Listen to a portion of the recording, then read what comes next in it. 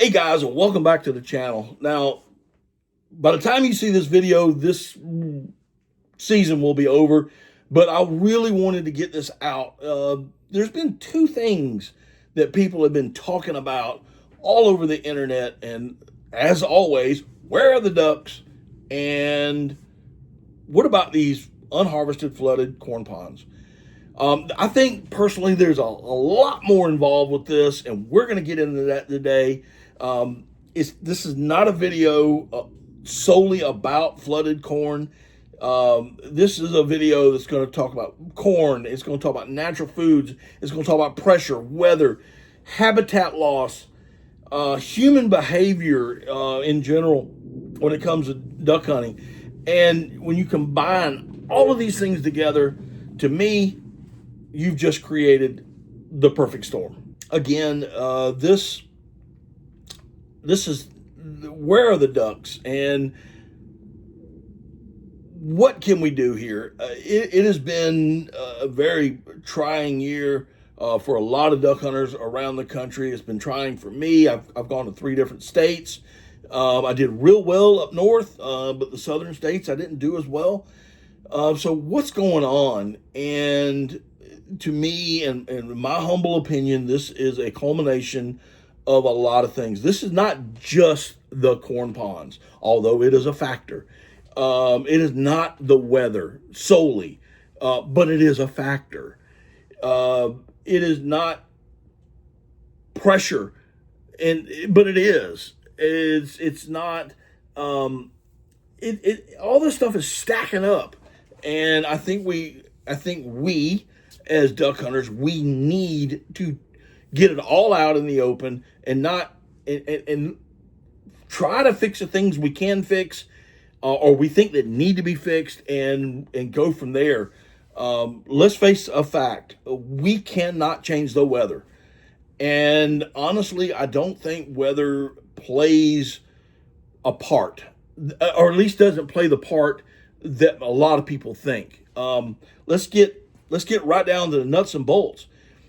Ducks need 3 things. They need food, they need water, and they need rest.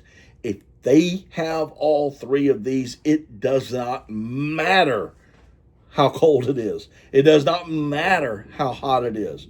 They just need those 3 basic things in life. And if they have it, they're not going anywhere. All right, so let's go ahead and get the elephant out of the room real quick. Flooded, unharvested grain fields. Corn, beans, and rice. I am against, and I will say this right up front, I'm against the intentional flooding of these 3 grains, and other grains like your Japanese millet and all the and brown top and whatever else. But we have to understand some things here, and you have to talk about some things, because I think people get confused, or they want to stay confused about certain things are done and what is acceptable, what is not acceptable. So let's talk about corn and beans and Japanese millet, and maybe some brown top millet. You don't grow this in water. It does not grow in water. Farmers do not plant this and then put water on it. When you plant these particular things and put water on them later, you're not farming for a crop. You are farming for ducks. And that's where I start to draw the line at. Now, I mentioned earlier rice, and yes, if you've got and we're just going to make this an example. You have a 5-acre block of woods, and in the center of it, you cut a hole in the center, and you plant rice in there, and you flood those woods. You're essentially farming for ducks. That's what you're doing. Now, if there's natural stuff in there, natural millets like sprangle top and duck potato stuff and smart weeds and pond weed and all this other stuff, that's not farming for ducks. That's natural foods that could grow there if that place was to flood. So yes, even putting rice in a hole, I'm actually against. Now let's talk about rice fields. Listen, places like Arkansas, Louisiana, Mississippi, I think parts of Alabama. I do know some parts here in South Carolina where we do have rice farmers. Texas, and Texas is another one, for example. You have rice farmers, and they will go and they will plant their rice in mid-June.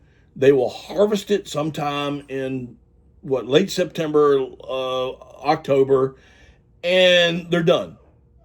A lot of these states and a lot of these farmers have a second crop off of this rice, and that is crawfish. And it is they will plant, they will harvest, they will flood it, they will harvest it, and then they will put water back on it for the crawfish for the winter months. That saves the crawfish because they can only live so long and buried in the mud. They got to have water.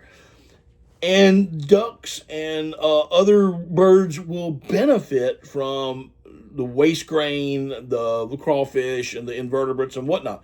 That is a acceptable farming practice that has been done for generations upon generations, and I have no problem with that. I don't have a problem with I don't have a problem with harvested corn or harvested beans. You want to go put some water on top of it. I don't have a problem with that.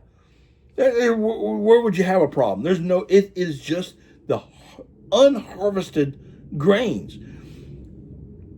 Again, you're not farming for crop, you're farming for ducks. And let's face this again, I got to keep coming back to this.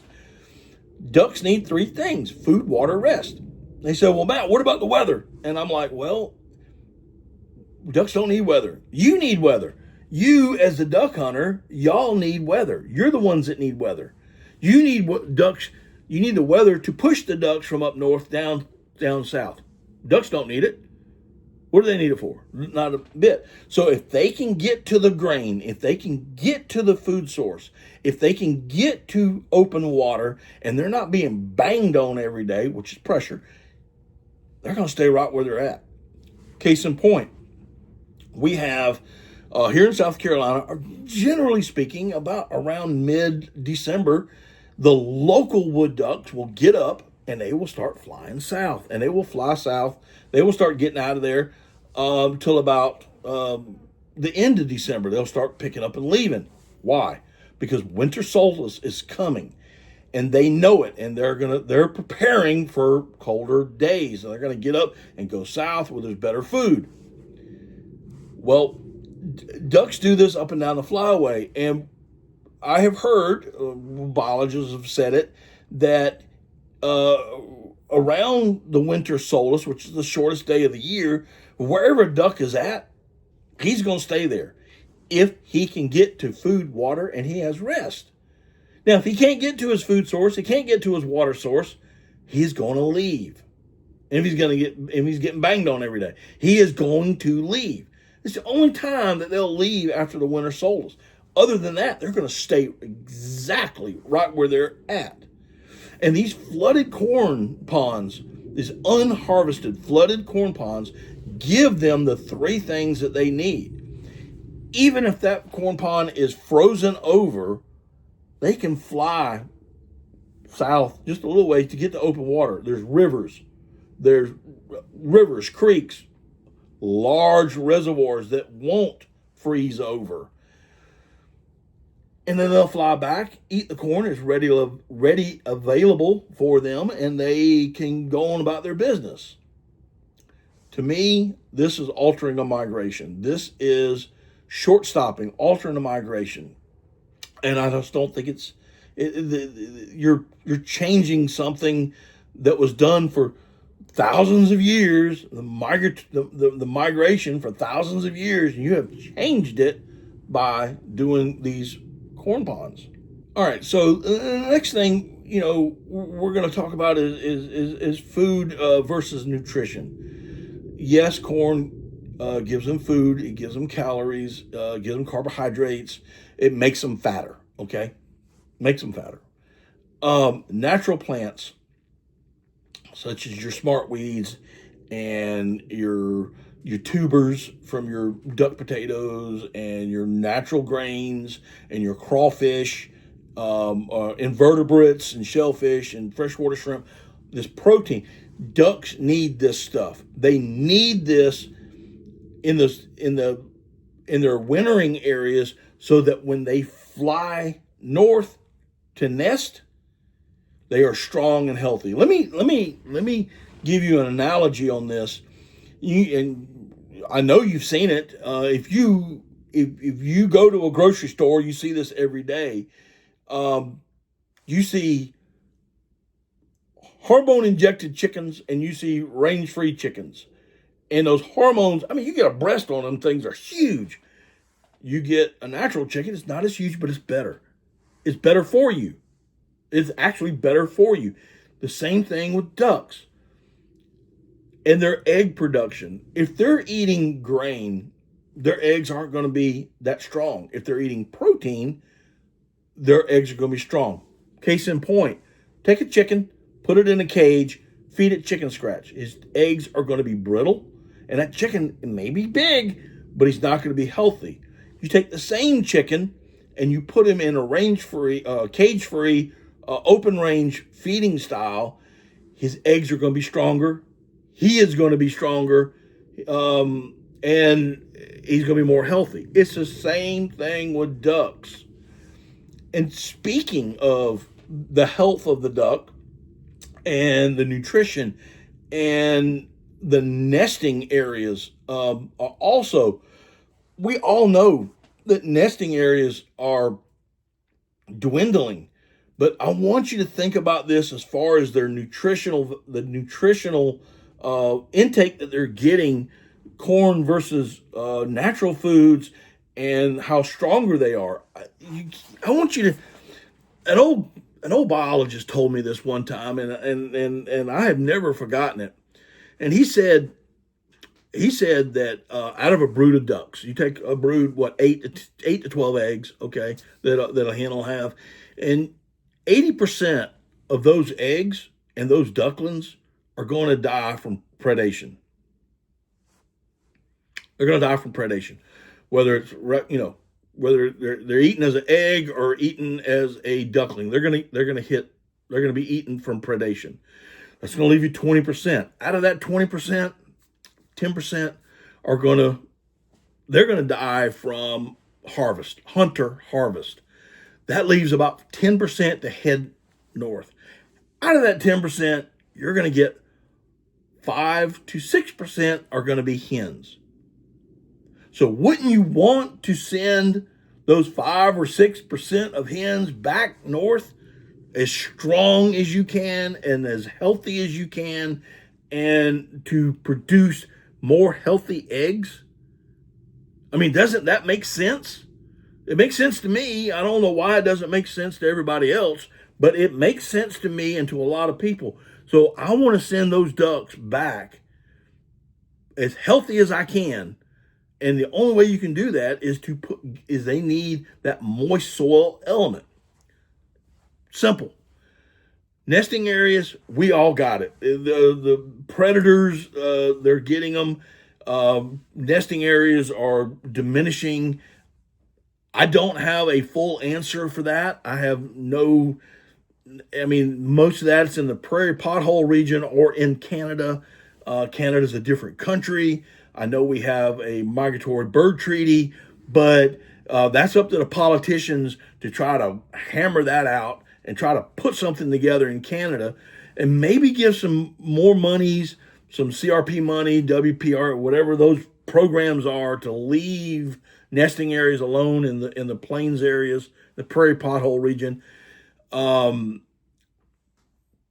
Give them, the government may need to give them extra money. I don't know how to work that out. That is something for the politicians. But we do know that the nesting areas are diminishing. When the nesting area diminishes, the ducks have fewer places to nest. They get a lot more predators. We need more trappers. How about a bounty?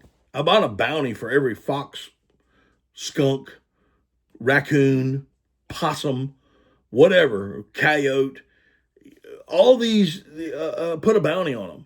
Fur prices, until people start wearing furs again, um, fur prices are going to stay low, and the trappers, God bless them, but the trappers that are doing it are not doing it for the money. They're doing it because they enjoy trapping. I had a lot of good friends all across the country who are trappers, and they do it because they enjoy doing it. But there needs to be more incentive. We need to start getting these predators out and out of the way on these smaller nesting areas. The other thing, not only is the nesting areas, but also the wintering areas. Listen, that's a problem too. As you travel south, climate gets a little bit better. Northern people leaving the snow and ice want to come down to the south, and they're building houses on marshes, near lakes and rivers and streams and marsh swamps. The coastline, especially the Atlantic Flyway, is just getting more and more is being built up in all these places. Listen, we are losing wintering areas as well. Again, I don't know how to change that. I have no idea. Is that a problem? Yes, that's a problem, and that needs to be addressed as well. I've said it, and I'm going to continue to say it. There's not just one thing that's stopping this migration. It's a culmination of a lot of things. And when you put all of this together, the only thing that we can do is try and slow down or stop what we can. Okay, pressure. Let's talk about pressure for a second.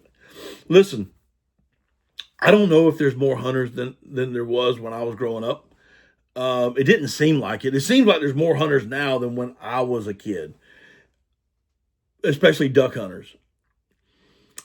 But we have gotten pretty efficient at killing a duck. Well, I mean, let's face that fact. We have better boats, better motors, whether it's a traditional outboard or a mud motor that can get us pretty much anywhere we want. We have on X, we have the hunt apps. Back in my day, you either had to learn it being there, or you had to learn how to read a map. Now you got the apps that can take you to anywhere you want to go. Social media is another one. And yes, I know I'm a YouTuber, but social media poses a problem. Better equipment, more realistic looking decoys, motion decoys. You got your spinning wings, you got your pulsators, you got your swimmers, you got all these new gadgets that can be used. And let's not forget this. We have better clothing. Was it really colder when I was a kid and duck hunting before Gore-Tex? I remember something. I remember when Gore-Tex came out. Still got the coat in my closet over there. I remember when Gore-Tex came out. I know what it was like. But was it really colder back then? I don't remember it. I remember being cold. I remember freezing to death. I don't know if it was because it was the same temperature and we had terrible clothing, or we just got better clothing now. We just don't get cold. But we got better clothing. We stay out there long. I mean, think about it. I may not care too much for certain companies, but let's face the fact. Sheen and Sitka, they make some awesome clothing. I don't really care for their camo patterns, but they make some awesome clothing. They can keep you out there longer. Hey, there was no Mr. Buddy heaters. We had 2 coffee cans. One was filled up with charcoal, and the other one was what we lit. We put charcoal in there and lit it. They had the other can to keep that charcoal dry so we could add to it. That's how we stayed warm in the boats. Our motors, 5 horse, 10 horse, 15 horse, and if you were lucky enough and your daddy was rich, you had a 25 horse, and you were king in the swamp. Listen, the equipment's gotten better, so pressure has gotten worse. When I was growing up, we had a 30-3. That's 30 days, 3 ducks. Then it went to 45-4, and now it's 60-6. Certain areas where I hunted, you had to stop hunting at noon. I believe it was noon. It was either 11 or noon. I can't remember which. This is that long ago, okay? But you had to stop hunting. Didn't mean you had to come off the water. You just had to stop hunting at that time. We have a lot of pressure. We're banging ducks from, let's face it, we're banging ducks from September 1 to January 31st. Up and down all of the flyways. And this is not just a Mississippi Central Flyway. This is not just a Missouri corn pond versus Louisiana. This is an all 4 flyway problem. And we need to address it as hunters. This argument, well, they do this in Louisiana or they do this in Missouri, or dude, it's everywhere. Okay? It's not just those 2 states. Let's quit that argument. Let's stop that argument and start and understand that it is everywhere and that we have these problems all over and we need to address them. Again, we cannot solve the weather. We cannot address that problem. Weather is weather. It's going to be warm. It's going to be cold. It's going to rain. It's not going to rain. We can't control it. We can control pressure. Maybe we need to go back to 30-3. Maybe we need to go back to a 45-4. I can see the argument for it. I can see the argument against it. And maybe, we'll talk about that later. But here's the thing. We need to address that problem, the pressure problem. And in that pressure problem, we need to also address the migration. And is corn stopping it? Is the corn ponds, the corn impound, the unharvested corn ponds? I can't stress that enough. Unharvested. You guys need to get off this harvested dry field thing, because that ain't gonna fly, dude. Listen, ducks are gonna go in there. And speaking of that, let me help you out here as well. Y'all, some of you may have heard it, some of you may not have heard it. There is a daily duck usage formula out there, and the biologists have come out with this, and they say that in a flooded corn pond, impound, unharvested corn pond, that 1 acre of that will hold about 26,000 ducks.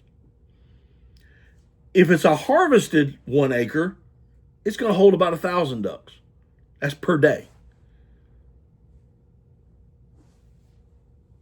That's stopping the migration, guys. It really is. And it's putting pressure there. So we need to go back to letting the ducks do their thing. And, I've had years where we got froze out and ducks were south of us back in the day because they weren't in those shallows. We just need to go back to all that again. I don't know.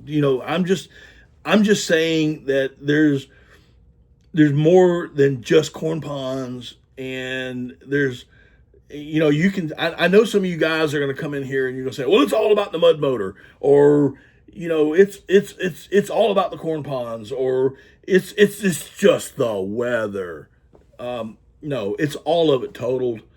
And when you do have 1 or 2 things that are happening, it just makes everything become the perfect storm. Guys, I hope this video is going to be kind of long. I understand it. I got it. I hope you enjoyed it. I hope that I've cleared up some stuff for you. Again, I have probably forgotten to add some things, and for that I apologize. But listen, leave a comment down below. Be respectful. I tried to put everything that I could remember in of all these issues into one video, and it's kind of hard to do that sometimes.